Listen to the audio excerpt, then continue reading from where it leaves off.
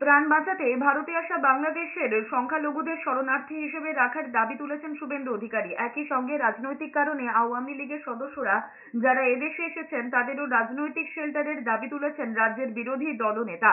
তার কথায় বিজেপি শাসিত রাজ্যে এমনটা হচ্ছে না, কিন্তু এই রাজ্যে প্রাণ ভয়ে বাংলাদেশ থেকে পালিয়ে আসা 85 বছরের বৃদ্ধাকেও জেলে যেতে হয়েছে। তার কথায় বিষয়টি ভাবার সময় এসেছে। কালিয়াগঞ্জ, রানাঘাট, খড়দা সহ রাজ্যের বিভিন্ন জায়গায় ওদেশ থেকে পালিয়ে আসা মানুষজনকে গ্রেফতার করা হয়েছে।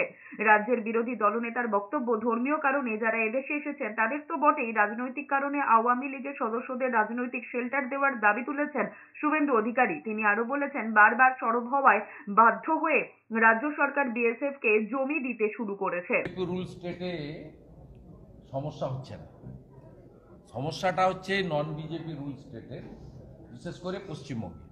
আপনারা এই 3-4 সপ্তাহ আগে দেখেছেন 85 বছরের বৃদ্ধা মা, তাকে 2 মাসের জেল দিয়েছে রায়গঞ্জ মহকুমা আদালত।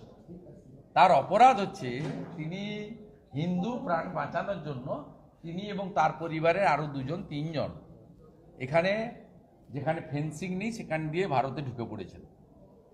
তাকে পশ্চিমবঙ্গ পুলিশ গ্রেপ্তার করেছে এবং সেই মাকে আইন অনুযায়ী, ভারতীয় ন্যায় সংহিতা অনুযায়ী 2 বছরের পানিশমেন্ট হওয়ার কথা, জাজ তার বয়স দেখে 2 মাসের জেল দিয়েছে।